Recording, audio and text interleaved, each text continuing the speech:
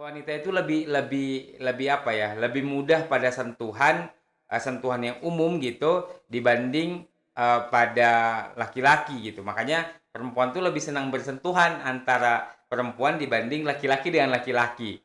Nah, makanya kan kadang-kadang juga ada pengalaman pasti misalnya kayak perempuan yang namanya perempuan tuh mereka tuh nggak sungkan untuk minta ditemani ke toilet oleh teman wanitanya lagi yang lain gitu. Misalnya teman-temannya di sekolah, di kampus atau di tempat kerja. Tapi kalau laki-laki kan nggak mungkin. Terus laki-laki juga secara pengeluaran kata menurut penelitian tuh 7.000 kata laki-laki, 20.000 kata wanita.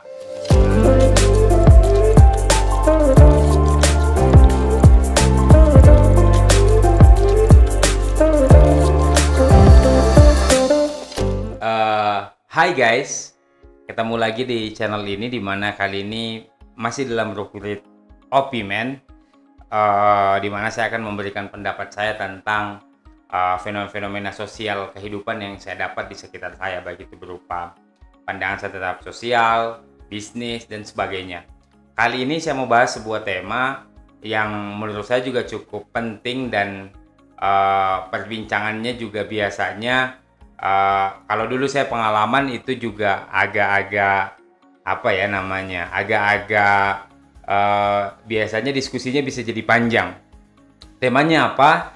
Temanya adalah dalam pandangan saya adalah dihilangkannya parenting atau misalnya pelatihan-pelatihan pernikahan, pendidikan tentang pernikahan di kondisi hari ini itu melahirkan yang namanya gay atau lesbian. Salah satunya menurut saya, salah satu faktornya. Kenapa begitu?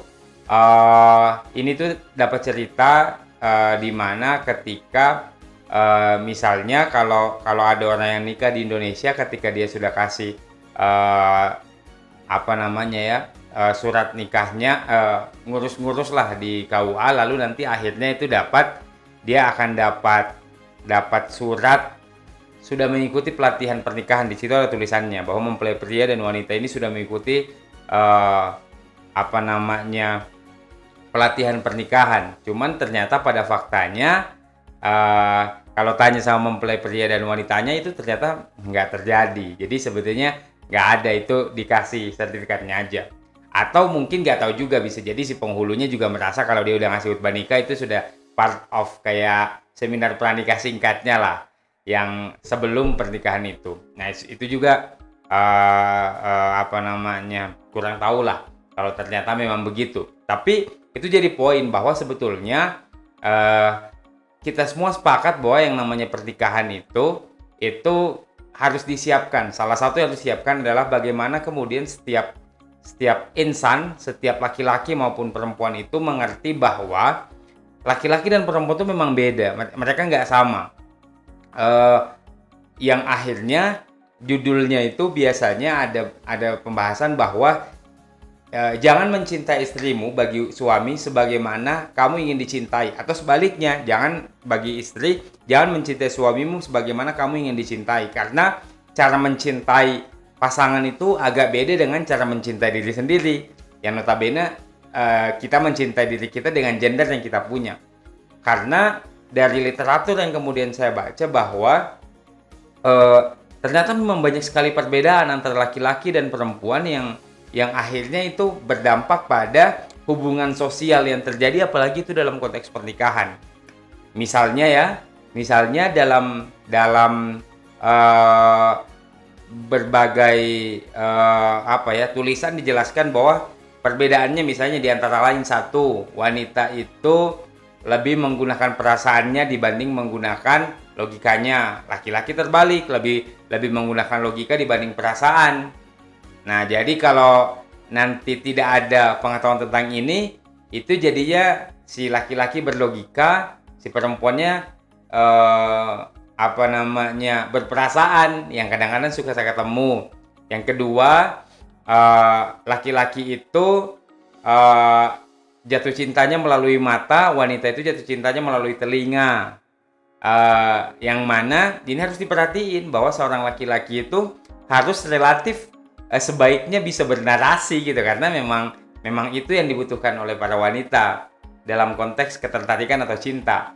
Lalu wanita juga harus tahu bahwa laki-laki itu menyenangi visual gitu, karena cintanya atau perasaannya itu turun dari mata.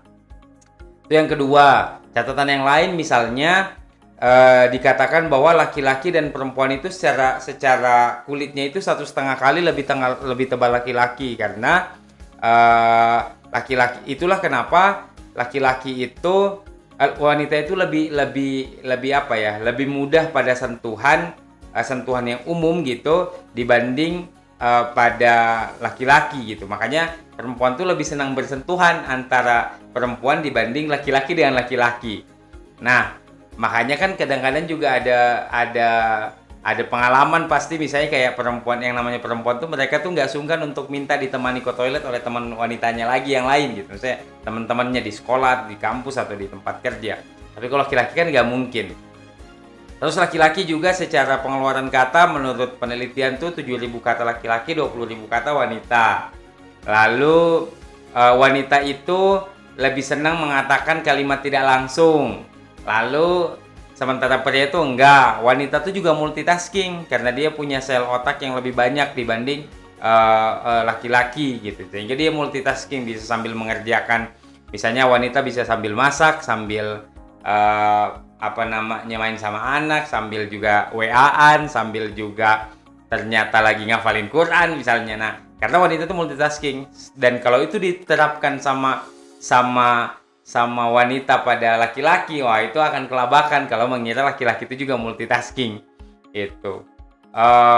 Yang lain misalnya perbedaan antara si pria dan wanita itu adalah biasanya wanita itu kalau dia kesel, sedih atau reaksinya itu biasanya melalui kata-kata, sementara laki-laki itu melalui tangan, melalui kaki, melalui perbuatan. Makanya disebutkan kan orang yang sering ke psikiater atau psikolog itu sebetulnya wanita, karena dia butuh curhat gitu. Sementara kalau laki-laki itu ya banyak yang stres tuh menurut penelitian tuh malah masuk penjara, karena mereka kadang-kadang tanpa berpikir tiba-tiba mengeluarkan tindakan yang sifatnya fisik, baik melalui tangan, kaki atau apapun gitu. Nah itu juga perbedaan.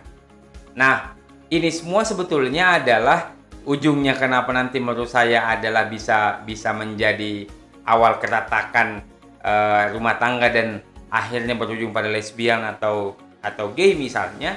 Salah satunya adalah ketika ini tidak dilakukan, maka banyak kasus kan ketika istri merasa mencintai suaminya, tapi suami merasa tidak dicintai oleh istrinya. Atau sebaliknya, suami merasa sudah sangat mencintai istrinya, tapi istrinya nggak ngerasa kalau dia dicintai oleh suaminya. Itu karena tadi ketidakfahaman pada konteks bahwa yang namanya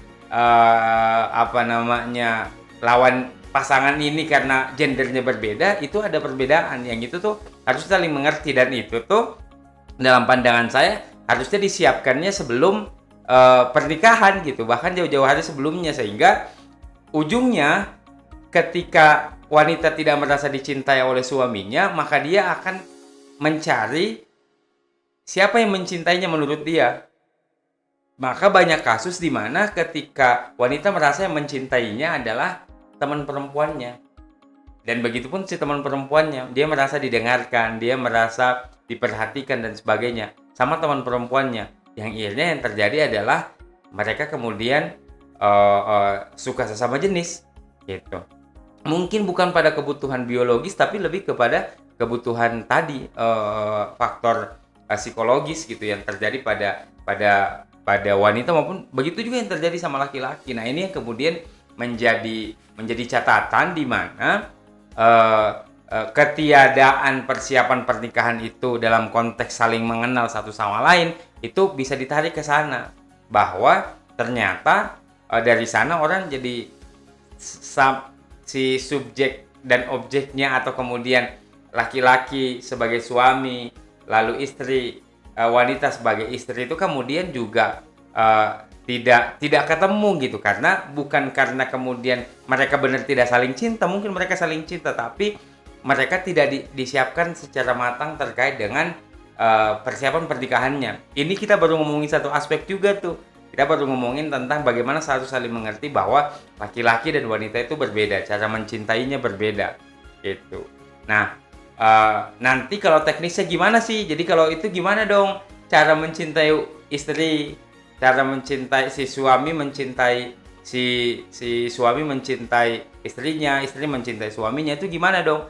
Nah, itu tentu teknikal banget dan mungkin nggak akan dibahas di video ini, tapi kemudian dengan punya mindset bahwa ternyata tidak sesimpel itu pada konteks menyiapkan pernikahan, ini tuh bisa meminimalisir yang hal-hal yang tadi gitu. Jadi pelariannya si wanita ke wanita yang lain, si laki-laki bisa jadi juga ke laki-laki yang lain gitu, ke teman-teman yang lain. Nah, itu yang menjadi masalah dan bisa jadi menjadi salah satu faktor penyebab terjadinya kondisi-kondisi hubungan yang itu tentu dilarang itu, maksudnya dilarang dalam hal agama, misalnya yang disebut dengan homo dan sebagainya gitu.